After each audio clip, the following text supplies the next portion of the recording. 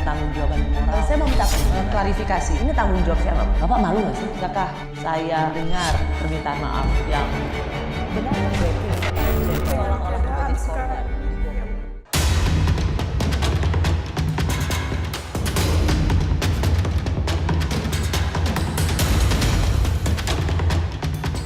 Pak Mahfud keren, top, beliau punya sikap. Dan beliau tidak mau menjawab pertanyaan receh, karena ini forum orang-orang yang terhormat. Kalau saya melihat itu sampah, gitu loh, pertanyaan sampah. Samsul Pongah namanya. Dan yang kami sayangkan adalah kalau hari ini mulai dimainkan narasi tengil, narasi anak muda, nggak tahu sopan santun dan sebagainya. Itu sangat disayangkan karena mereka itu di sana kan berlaga sebagai sesama cawapres.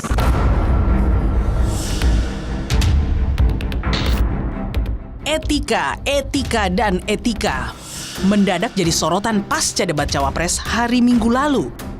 Utamanya, gaya yang dipertontonkan cawapres nomor urut 2, Gibran Rakabuming Raka. Publik menilai sikap Gibran kala berhadapan dengan lawan debatnya Muhaimin dan Mahfud MD tidak sopan dan minim etika. Baik, terima kasih. Enak banget ya Gus ya, jawabnya sambil baca catatan tadi. Bagaimana cara mengatasi greenflation? Terima kasih. Masih ada waktu, Bapak Gibran. Aturan istilah. Kami sampaikan kembali terminologi atau singkatan, mohon untuk dijelaskan. Ini tadi tidak saya jelaskan karena kan beliau kan seorang profesor. Sesuai dengan Oke, greenflation adalah inflasi hijau. Sesimpel itu. Ajang debat yang seharusnya berisi gagasan calon pemimpin bangsa dinilai turun kelas karena terlalu banyak gimmick hingga mengaburkan substansi. Gus Imin menyampaikan substansi. Tidak perlu banyak atraksi, karena memang substansinya udah bagus. Kalau substansinya lemah, nah baru atraksi itu dipakai untuk nutupin kelemahannya. Dan kita nanya, dibilang nggak etika, nggak sopan. Dan kita diserang, kita diem-diem aja. Dibilang ya, namanya debat. Kalau mau santai-santai silaturahmi namanya. Tak lama usai debat, sosial media dipenuhi nama putra sulung Presiden Jokowi itu. Tak hanya itu, kata tengil dan songong menjadi trending hingga berujung pada tingginya sentimen negatif untuk Gibran. Terlalu banyak menyerang, sehingga respon Gibran yang banyak menyerang Caimin, kemudian juga Profesor Mahfud MD itu mendapatkan sentimen yang sangat negatif, sehingga pada saat itu kita lihat tuh trending topik beberapa kali ada songong ya, savage misalnya gitu. Tak berbeda dengan situasi saat debat ketiga Capres yang berlangsung pada 7 Januari lalu. Kala itu, Capres Prabowo mendapat serangan bertubi-tubi dari kedua Capres. Akibatnya, adu gagasan untuk sektor pertahanan menjadi tumpul. Saya pengen data yang Bapak katakan salah, data pertahanan Anda ini, Anda pertahanan saya, silahkan Anda bantah di sini. Jadi begini, yang Bapak ungkapkan itu, saya bisa bantah, waktunya tidak cukup, saya siap berjumpa dengan Bapak, mari kita bahas satu persatu akan saya buktikan. Saya butuh hari ini, Pak. Nggak bisa, saya tidak dikasih waktu. Jadi Anda tidak fair, Anda minta saya kasih penjelasan yang begitu rumit, tapi waktu saya terbatas. Jadi saya transparan, saudara. Ketika dikatakan bahwa standar etika yang dipegang adalah tinggi, memang menjadi presiden, panglima tertinggi harus memiliki standar etika yang amat tinggi. Itu harus. Lalu ada kejadian-kejadian di mana kita semua menyaksikan ketika ada pelanggaran etika dan Bapak tetap jalan terus dengan cawapres yang melanggar etika. Maaf ya, karena Anda desak saya terus saja saya menilai Anda tidak pantas bicara soal etik. Itu saja. Saya merasa bahwa Anda itu posturing ya, Anda tuh menyesatkan. Itu aja ya. Saya boleh berpendapat kan? Saya menilai Anda tidak berhak bicara soal etik karena Anda memberi contoh yang tidak baik soal etik. Lihat Prabowo jeung nangis banget. Hingga usai debat, muncul gerakan nangis massal sebagai bentuk dukungan untuk Prabowo Subianto. Ajang debat semestinya menjadi momentum bagi para calon pemimpin negeri dalam menawarkan gagasan dan pemikiran yang brilian untuk kemajuan bangsa. Bukan ajang untuk menjatuhkan lawan dengan strategi tanpa etika. Publik berharap debat terakhir pada 4 Februari nanti dikembalikan sebagai wadah penilaian masyarakat untuk memilih pemimpin masa depan.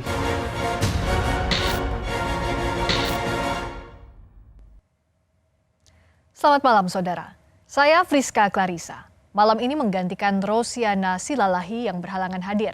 Dan sudah bersama saya, Guru Besar Antropologi Hukum Fakultas Hukum Universitas Indonesia, Profesor Sulistiyowati Rianto. Selamat malam Prof. Sulis. Selamat malam Mbak Friska. Terima kasih sudah hadir. Terima kasih sudah diundang. Dengan senang hati. Dan judul kita malam hari ini, Prof. Sulis, adalah Etika dalam Ajang Pilpres. Tapi sebelum masuk ke sana, saya tertarik untuk membahas tulisannya Prof. Sulis di Harian Kompas 23 Januari 2024 yang berjudul Pemilu dan Jalan Kebudayaan bagi Indonesia. Nah, apa yang melatar belakangi Prof. Sulis menulis ini dan apa pula hubungannya antara pemilu dengan jalan kebudayaan tadi? Terima kasih. Jadi kan tulisan itu lahir dari keresahan karena melihat bahwa negeri kita yang begitu beragam, tetapi selama itu dipuji dunia sebagai negara hukum, negara demokrasi Islam terbesar yang mampu merawat keragaman itu. Namun perlahan-lahan dan menjelang pemilu itu kita melihat tiba-tiba negara hukum itu berubah menjadi negara kekuasaan karena berbagai peristiwa-peristiwa, banyak peristiwanya, tetapi saya boleh mengabstraksikan sebagai politisasi yudisial, bukan hanya putusan Mahkamah Konstitusi, tetapi banyak sekali produk-produk legislasi maupun kebijakan yang mengarah kepada tindakan-tindakan untuk melegalisasi berbagai macam bentuk kecurangan. Kemudian kita melihat bagaimana putusan MK yang dinyatakan cacat berat secara etika tetapi tidak bisa digugurkan karena di lain pihak putusan itu bersifat final dan binding. Lalu saya melihat bahwa jalan politik dan jalan hukum itu tidak bisa memberi jalan terang buat kita. Jadi saya berpikir harus ada jalan alternatif yaitu jalan kebudayaan dan itu bukan sesuatu yang baru karena sebenarnya mengingat apa yang disampaikan oleh Profesor Harsha Bachtiar, NKRI itu bukan satu-satunya nation, tetapi di dalam NKRI ada banyak nation-nation kecil, tua, berbasiskan kesukubangsaan dan itulah masyarakat adat dan masing-masing masyarakat adat itu memiliki cara berpikirnya sendiri, cara berhukumnya sendiri, dan disitulah demokrasi bisa kita temukan. Gitu. Jadi ada jalan tengah antara kebuntuan, jalan politik, dan hukum. Nah, bicara soal tadi juga menarik kalau kita bedah lebih dalam lagi menyebut ada politisasi yudisial. Ini terkait dengan salah satu bagian tulisan Prof. Sulis yang tadi sudah disinggung. Kita lihat bersama-sama, kita akan baca. Ini dia. Indonesia selama ini dipuji dunia sebagai negara hukum dan negara demokrasi Islam terbesar yang mampu merawat keragaman. Namun dalam waktu singkat menjelang pemilihan umum 2024, negara ini berubah menjadi negara kekuasaan. Nah, pernyataan ini Prof. Sulis, tulisan ini ditujukan kepada siapa dan untuk apa?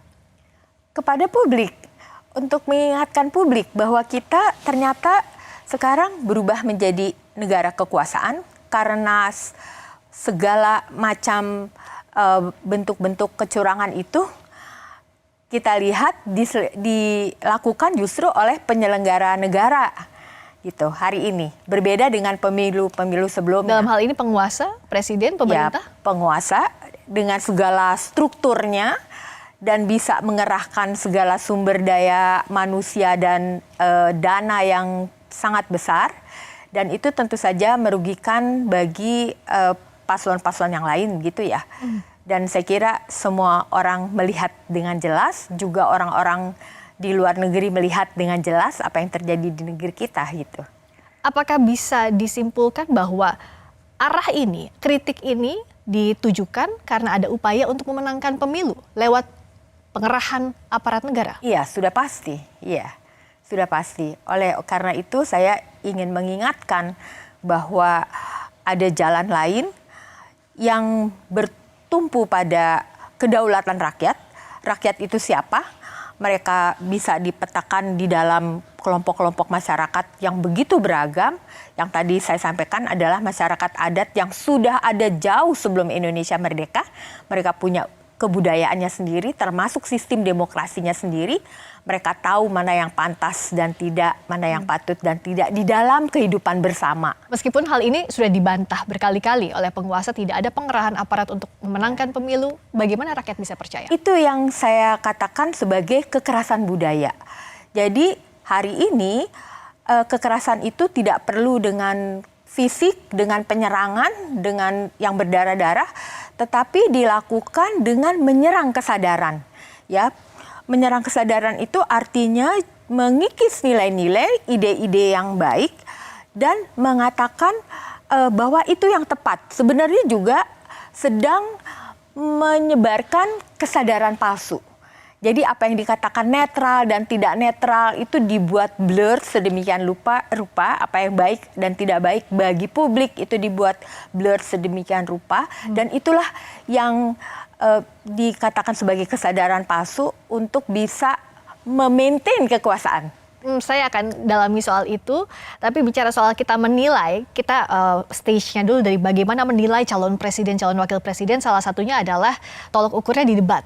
Ya. Prof. Sulis ada di sana sebagai panelis di debat keempat, sebagai yang ada di sana melihat langsung situasi saat debat, apa catatan utama dari Prof?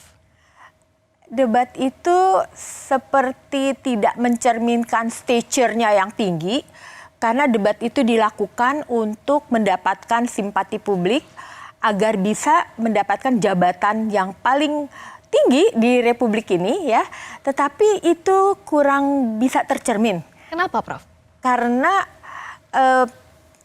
saya boleh cerita tentang apa yang terjadi di dalam grup panelis. Kami itu mendapatkan tugas untuk tema-tema yang sangat berat. Pembangunan berkelanjutan, lingkungan hidup, masyarakat adat, dan banyak sekali ya. Dan kami itu berusaha agar bisa menghasilkan pertanyaan-pertanyaan yang berkualitas, dalam arti ada statement yang dikuatkan oleh data gitu ya. Ada statement, ada data, baru ada pertanyaan. Jadi kami berharap pertanyaan itu dijawab demikian juga gitu. Ada statement konseptualnya, lalu ada datanya, kemudian jawabannya apa gitu. Nah, itu kurang terjadi. Oke, saya menangkap kegelisahannya Prof atau ya kekecewaan karena substansinya tidak dibahas dalam debat. Dan juga bicara soal debat ini, ada kata etika yang mendadak jadi sorotan utama usai debat Cawapres hari Minggu lalu. Hingga publik sibuk memperdebatkan siapa yang paling tak beretika. Yang jelas ya kalau dilihat dari tren di Twitter, itu ada beberapa kata yang mestinya jadi evaluasi teman-teman dari 02 ya. Apa itu? Itu cringe, Mbak, yang dominan. Cringe itu dalam bahasa Inggris artinya, bahasa Indonesianya adalah jijik ya. Juga ada istilah lain savage ya. Savage itu orang yang kejam. Bukan dalam konteks gagah, tapi bengis begitu. Yang kami sayangkan adalah kalau hari ini mulai dimainkan narasi tengil, narasi anak muda nggak tahu sopan santun dan sebagainya. Itu sangat disayangkan karena mereka itu di sana kan berlaga sebagai sesama cawapres. Dia berkontestasi tanpa menjatuhkan personal, nggak pakai bohong, fitnah, hoax gitu ya. Gagasan semuanya, sangat menarik.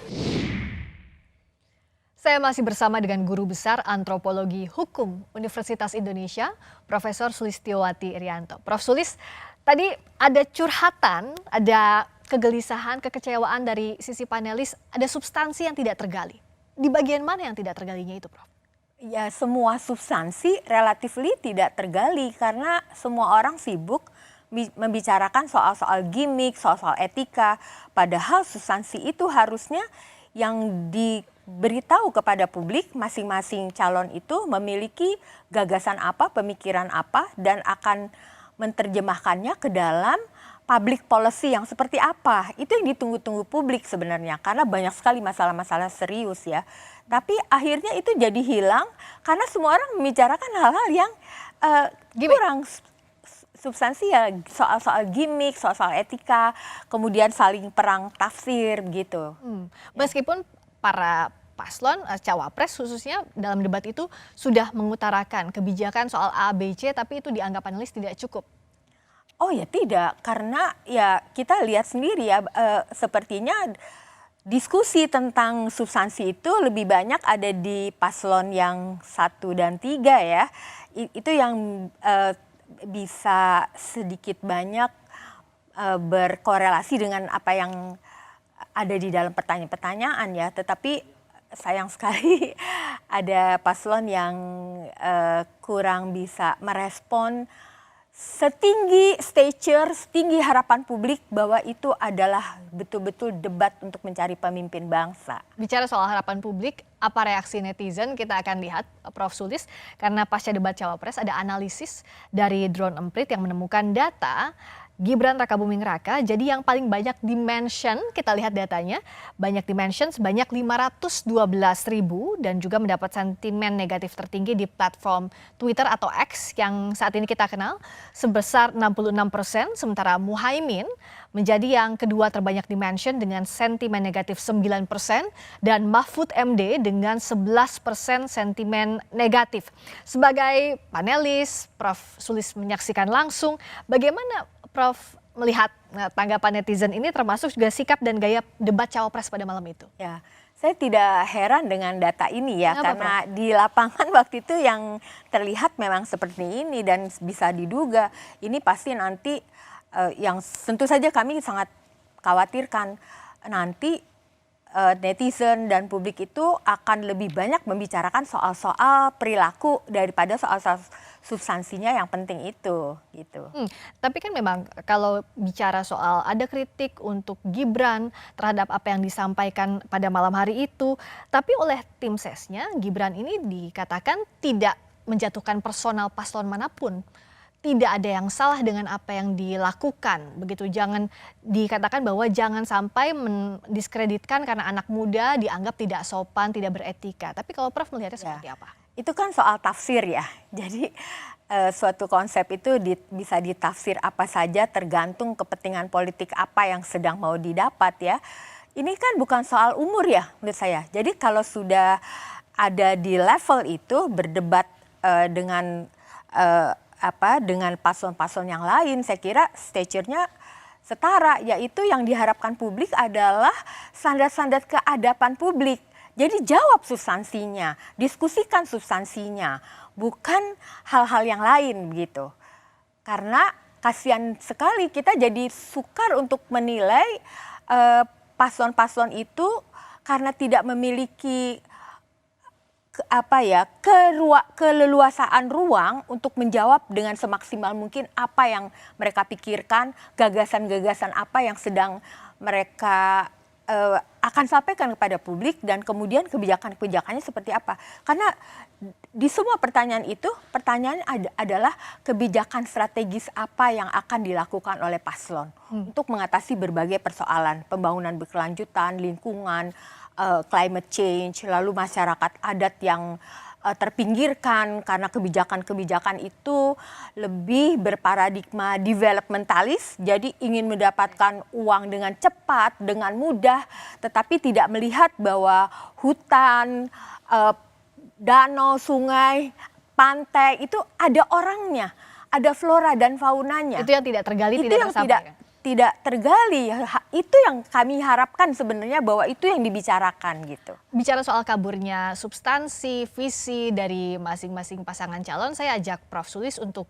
flashback juga ke debat Capres, debat ketiga Capres pada 7 Januari lalu. Kita akan lihat dulu videonya berikut ini. pertanyaannya sekarang terkait dengan pertahanan, berapa skor yang Bapak berikan atas kinerja Kementerian Pertahanan yang dipimpin oleh Bapak Prabowo? 5 juga. Saya punya datanya dan kemudian akan saya sampaikan. Karena itu menurut saya skornya justru di bawah 5, Mas Ganjar. Kalau 5 itu ketinggian, Pak Ganjar. Mas Anies gak usah takut. Disebut aja angkanya berapa gitu loh. Kayak saya gitu loh. Jangan di bawah 5, sebut aja berapa. 11, Mas. Dari 100. Oke. Kenapa kami putarkan video ini, Prof. Sulis? Karena berbeda dengan debat Cawapres, dalam debat ini pasca adanya serangan soal nilai terhadap Pak Prabowo, banyak yang menilai bahwa Pak Prabowo di forum itu dipermalukan, dianggap diserang secara personal. Nah, kalau Prof. Sulis melihatnya serangan dari Pak Anies dan Pak Ganjar terhadap Pak Prabowo, apakah serangan personal atau tidak? Sebenarnya kan mereka sedang saling mengevaluasi kebijakan ya, satu sama lain. Dan saya kira mereka sudah punya tuh disebutkan berbagai macam datanya. Kemudian lahir penilaian-penilaian. Saya kira Pak Prabowo juga boleh melakukan penilaian terhadap kinerja dari paslon-paslon yang lain gitu di kesempatan itu gitu. Oke. Saya kira sepanjang membicarakan kebijakan nggak apa-apa. Silakan aja beradu argumentasi gitu, berdasarkan data, berdasarkan evidence base ya, data berbasis bukti, silakan saja. Kemudian adu argumentasi konsep-konsepnya apa gitu. Menurut saya nggak apa-apa. Okay. Like and dislike pasti kan akan muncul ya, Prof. Sulis, tergantung juga dari pandangan siapa, sudut pandang siapa yang melihat apa yang disampaikan capres-cawapresnya. Nah, tapi bicara soal etika ini saya jadi tertarik begini, Prof. Sulis. Karena dalam debat itu pasti saling menyerang. Pasti akan ada rasa ingin memenangkan dari masing-masing paslon. Tapi batasannya, pagarnya apa? Karena kalau bicara soal debat dibandingkan dengan debat Amerika misalnya, banyak bilang bahwa itu lebih kejam, lebih keras lagi perdebatannya. Tapi apa yang membedakan? Dan di mana koridor etika ini ditempatkan dalam debat? Sebenarnya ya di dalam debat yang stature-nya semacam ini, mau di Amerika, mau di negara lain, itu adalah memperdebatkan kebijakan sih. Jadi janganlah diubah menjadi sesuatu yang personal. Kalau saya mengkritik kebijakan Anda, maka saya tidak suka sama Anda, maka saya meremehkan Anda. Bukan itu sebetulnya. Jadi silakan dijawab dengan debat argumentasi policy yang dia pikirkan sendiri, dengan data yang dia punya sendiri, adu argumentasi sebenarnya. Jadi bukan sama sekali persoalan personal. Tapi kan publik kita tuh selalu mengubah itu menjadi persoalan personal, ini soal kalah menang, soal apa, enggak loh. Kita sedang memperjuangkan demokrasi melalui pemilu ini kan sebenarnya. Dan kalau kritikannya Prof. Sulis juga soal degradasi kebudayaan dikaitkan dengan debat ini, bagaimana menempatkan konteksnya?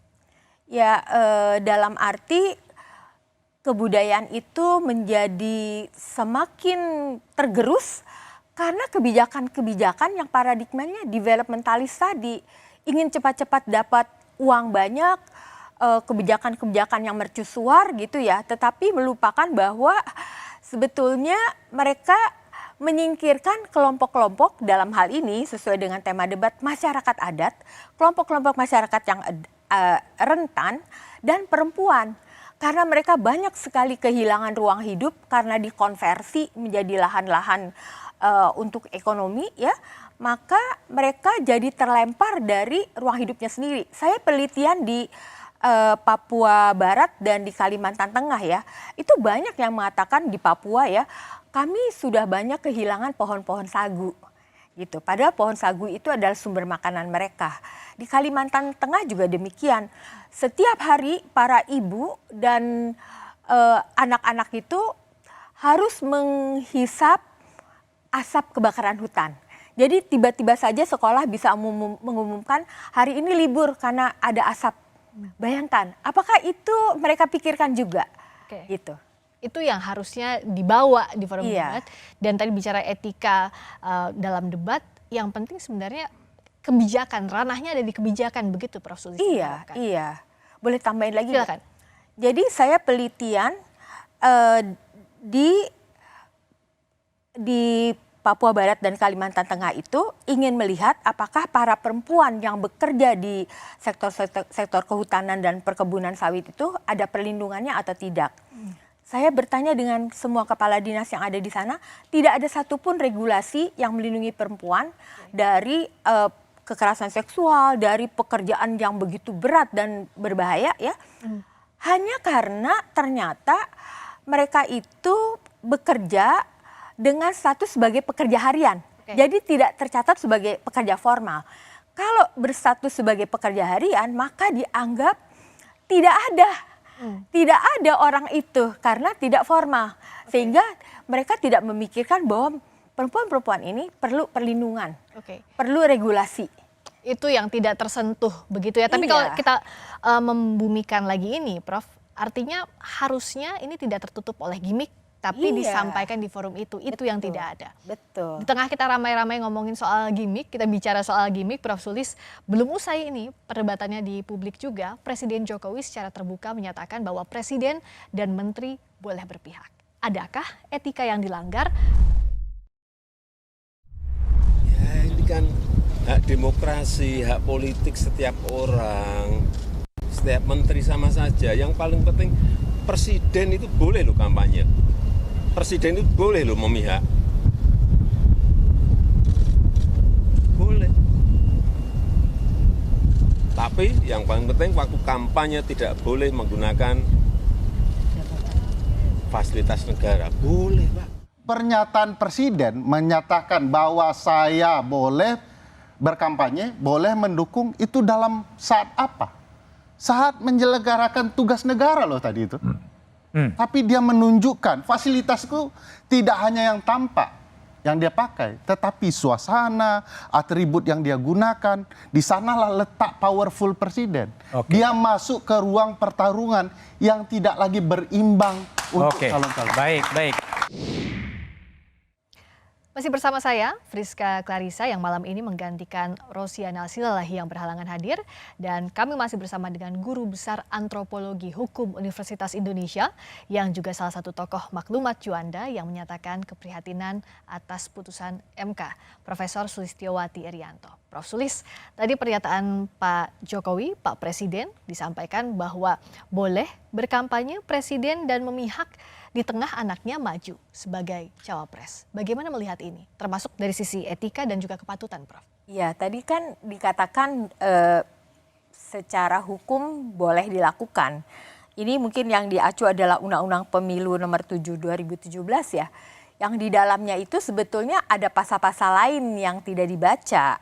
Jadi kampanye boleh, tetapi sebenarnya kampanye boleh itu sendiri juga bermasalah. Apa? Karena yang berkontestasi kan bukan presiden, bukan dirinya sendiri. Beda dengan 2019 ya, ketika beliau berkampanye untuk dirinya sendiri. Tapi kali ini secara terselubung sebenarnya dia sedang memperjuangkan siapa, kita semua udah tahu ya. Dan tadi dikatakan asal tidak menggunakan fasilitas negara. Saya setuju dengan kawan saya Pak Ferry Amsari. Sukar untuk membedakan kapan dia sedang dilekati oleh akses-akses kepada fasilitas negara ya. Tadi kita lihat bahkan di belakang Pak Presiden itu ada pesawat kepresidenan ya. Tapi mengatakan asal tidak menggunakan fasilitas negara. Itu menjadi sesuatu yang menurut saya tidak heran dipertanyakan orang gitu. Kemudian di pasal lain di dalam undang-undang yang sama itu adalah pasal yang mengatakan tidak boleh mengambil keputusan atau tindakan yang merugikan atau menguntungkan salah satu paslon gitu kan. Harusnya itu juga dibaca oleh Pak Presiden. Lalu kemudian pasal yang berikutnya 283 mengatakan keberpihakan kepada salah satu paslon itu tidak boleh gitu. Jadi ada kontradiksi antara perkataan menggunakan hukum dengan sebetulnya secara utuh kita melihat isi-isi dari keseluruhan pasal-pasal di undang-undang yang sama itu. Sehari setelahnya langsung dibahas atau disampaikan oleh Koordinator Staf Khusus Presiden Ari Dwi Payana bahwa meluruskan apa yang disampaikan Pak Jokowi, meluruskan konteks di publik yang dimaksud bahwa koridor aturan ini sudah ada di Undang-Undang Pemilu dan juga praktik politiknya bisa dicek sudah berada dalam sejarah pemilu setelah reformasi, dilakukan juga presiden sebelumnya mulai presiden ke-5 dan ke-6 yang juga memiliki preferensi politik yang jelas dengan parpol yang didukungnya. Apa yang berbeda kalau tadi disampaikan juga oleh Prof. Sulis pasal 282 dan 283 soal kebijakan dan juga tidak boleh ada kondisi untuk menguntungkan salah satu paslon? Ya, kalau kita lihat presiden-presiden sebelumnya kan memang mereka menjadi kontestan dari pemilu itu. Sehingga mereka berkampanye, itu sih masuk akal sekali dan memang begitu jalannya. Tetapi Pak Jokowi kan tidak sedang berkontestasi gitu. Dia mewakili siapa sebenarnya? Dan dia presiden loh. Jabatan yang paling tinggi dan melekat segala hukum dan juga nilai-nilai etika di sana. Dia harus netral kepada siapapun gitu kan mestinya. Nah, kenapa pernyataan ini jadi ramai dibahas dan dipertanyakan publik? Karena kita akan lihat apa yang disampaikan Presiden Joko Widodo yang mengimbau semua pihak harus netral termasuk ASN pada November 2023 lalu. Kita dengarkan. Ini perlu saya sampaikan bahwa pemerintah daerah, pemerintah provinsi, pemerintah kabupaten, pemerintah kota, pemerintah pusat, semua harus netral. ASN semua harus netral, TNI semua harus netral, Polri semua harus netral. Pertanyaan di publik menganggap apa yang disampaikan Pak Jokowi ini inkonsisten. Prof. Sulis melihat hal itu juga dan apakah ini memang inkonsisten atau hanya beda memaknai konteks saja? Saya sangat setuju dengan pernyataan Pak Jokowi yang 1 November 2023 ya. Menurut saya itu memang yang harus menjadi pegangan bagi setiap orang di Republik ini yang sedang akan menghadapi pemilu. Dan terutama yang menjadi tokoh yang memastikan bahwa netralitas itu terjadi harusnya adalah presiden sendiri. Saya kira ya pertanyaan tadi mengingatkan saya pada suatu pendekatan critical legal studies yang mengatakan bahwa hukum itu bunyinya seperti apa akan sangat tergantung pada siapa yang mengatakan dan untuk kepentingan apa. Nah tadi kita lihat semuanya bagaimana ucapan presiden itu bahkan dalam waktu yang sangat pendek berubah tafsirnya terhadap pasal-pasal yang sama, terhadap undang-undang yang sama. Perubahan tafsir ini akan mengganggu stabilitas jelang pemilu atau tidak? Sudah pasti, banyak sekali reaksi publik terhadap pernyataan presiden yang terakhir. Yang mengatakan bahwa presiden boleh berkampanye, boleh berpihak. Itu sangat berbahaya menurut saya. Nah, saya tertarik tadi. Hukum itu tergantung siapa yang membunyikannya dan untuk kepentingan apa. Dalam konteks ini, bagaimana Prof. Sulis menilai apa yang disampaikan oleh Pak Jokowi? Karena kan begini, pasti akan ada dua pemahaman yang berbeda seperti yang tadi disampaikan bahwa ini kalau dari istana bilang bahwa toh di undang-undangnya ada. Tapi kita lihat pasal yang lain juga jadi kritik oleh dari Perludem, dari CALS soal hal ini. Nah bagaimana publik secara jernih untuk melihat ini bahwa kepala negara atau pejabat negara boleh berpihak, tapi di sisi lain tidak boleh juga menguntungkan atau merugikan pasangan calon tertentu. Mungkin saya memberikan ilustrasi konseptualnya ya. Jadi kan ada berbagai ragam paradigma bagaimana hukum itu seharusnya ya. Kalau di dalam legal positivisme itu pada umumnya diajarkan bahwa hukum itu rumusan-rumusannya dipastikan akan memberikan keadilan, akan menjaga masyarakat dari kejahatan dan keserakahan gitu ya. Itu dipastikan semacam itu.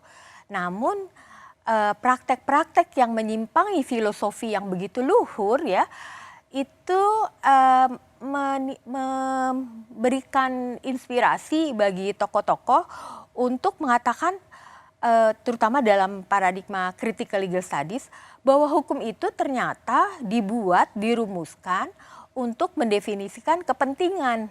Kepentingan siapa? Mereka yang jumlahnya hanya sedikit tetapi punya kekuasaan yang tidak terbatas. Mereka membuat hukum untuk melegalisasi segala tindakannya dan caranya itu adalah dengan merepresi kelompok-kelompok lain yang mayoritas jumlahnya tapi tidak punya kuasa, merepresinya dengan cara membuat hukum-hukum itu gitu. Jadi kami yang belajar di Fakultas Hukum itu melihat apa yang sedang didramatisasi di dalam praktek-praktek hukum khususnya di dalam pemilu ini cocok banget dengan paradigma di critical legal studies gitu. Bicara soal hukum dan kepentingan, to be fair kita juga lihat masih ada menteri-menteri aktif dari Pak Jokowi yang maju di Pilpres Pak Prabowo. Lalu ada juga Pak Mahfud MD. Bagaimana Prof juga melihat bahwa ada potensi penyalahgunaan kewenangan juga fasilitas di dalamnya? Ya, saya kira publik tidak bodoh ya.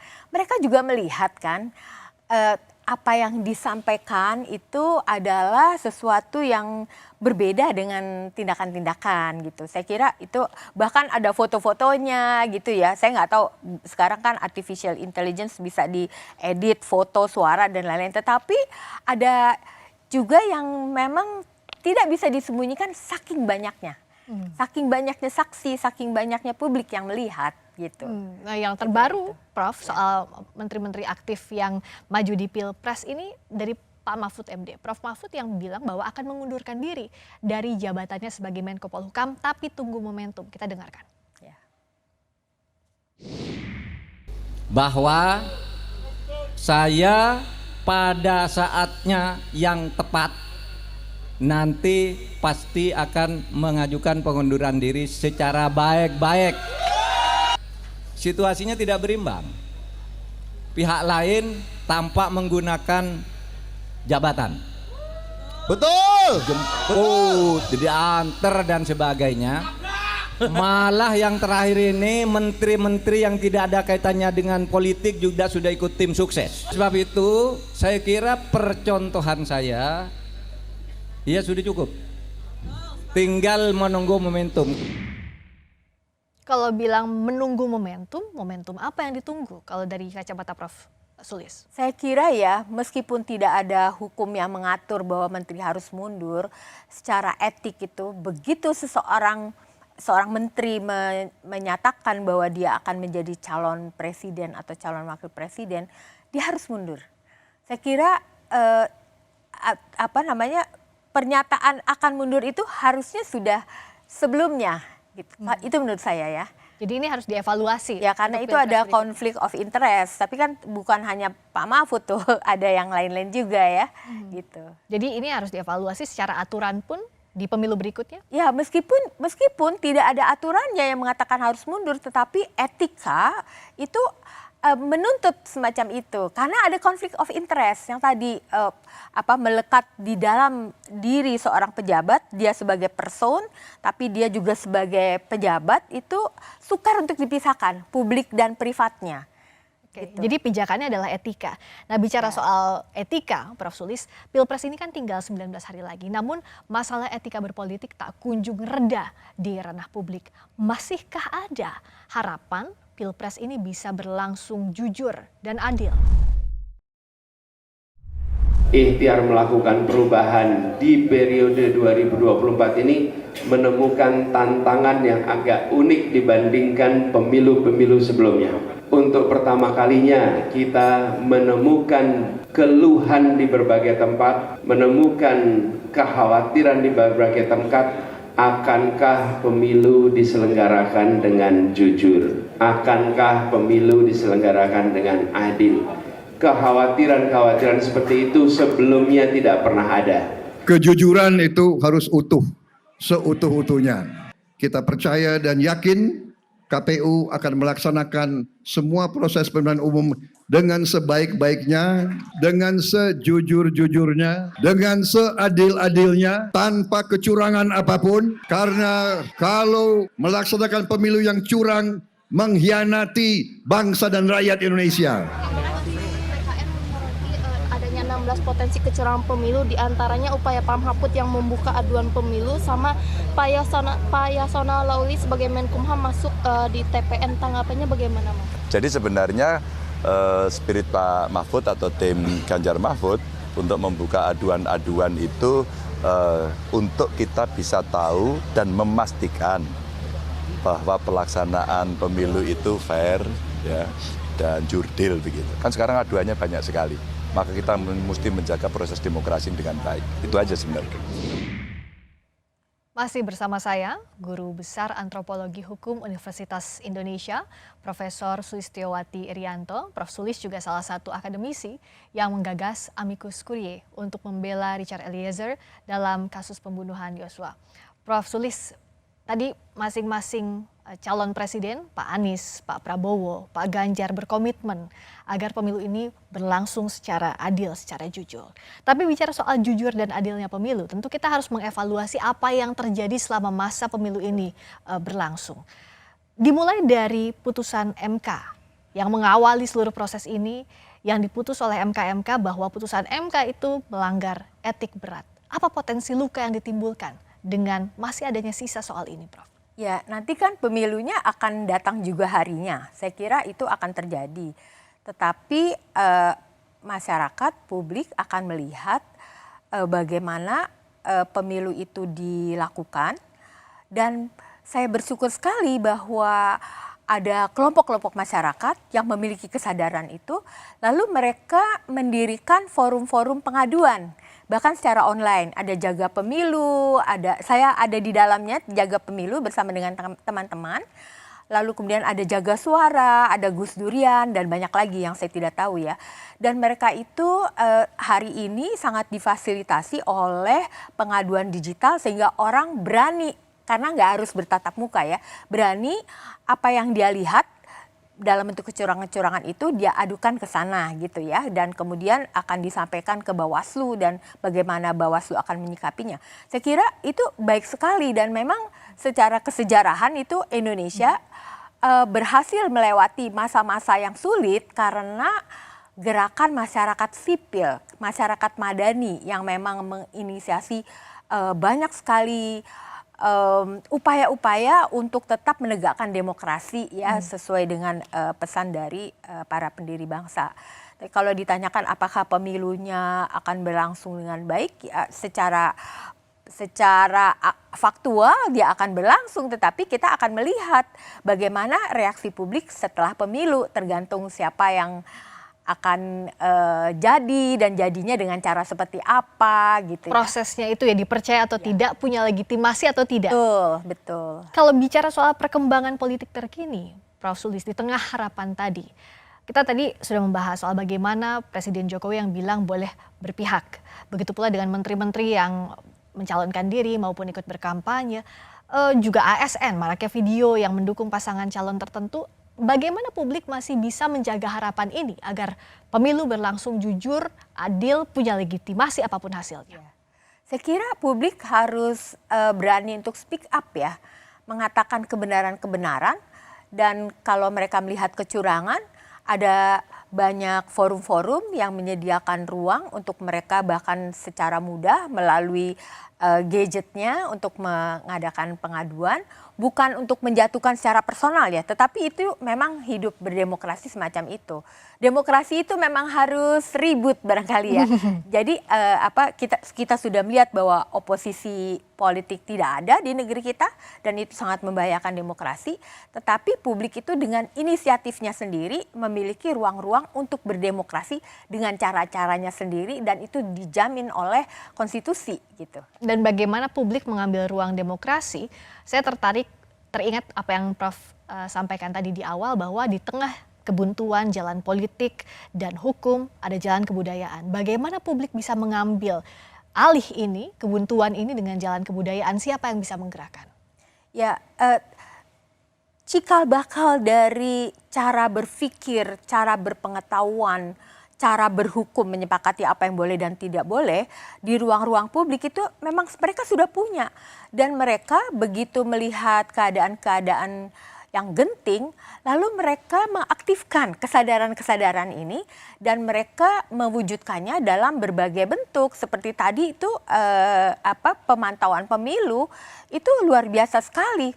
begitu banyak orang dari latar belakang ilmu yang berbeda menyumbangkan kepakarannya supaya ini jadi begitu ya. Dan saya kira benih-benih ini juga sudah ada di 1998. Waktu itu kami di Universitas Indonesia sedikit dosen saja karena tidak semua dosen berani melakukannya, bersama dengan mahasiswa dari berbagai universitas bahkan yang ada di Jabotabek itu membuat pemantauan pemilu Unfrel. Dan kemudian kami juga meminta mahasiswa untuk memantau TPS-TPS yang ada. Gitu. Jadi sebagai masyarakat sivil memang harus dibolehkan untuk ikut memantau penghitungan suara. Dan itu baik sekali apabila ini terjadi lagi 2024. Dan menjaga pemilu agar tanpa intervensi. Iya, iya. Itu yang bisa kita lakukan, menjaga asa lewat partisipasi publik. Betul. Terima kasih banyak Prof. Sulis atas waktunya, Profesor Sulistiyowati Irianto, Guru Besar Antropologi Hukum Universitas Indonesia telah berbagi di program Rosi. Makasih banyak. Terima kasih Prof. Saya Friska Clarissa mewakili Rosiana Silalahi. Terima kasih Anda sudah menyaksikan program Rosi dan ikuti terus perkembangan informasi seputar pemilu 2024 hanya di Kompas TV, independen terpercaya. Selamat malam, sampai jumpa.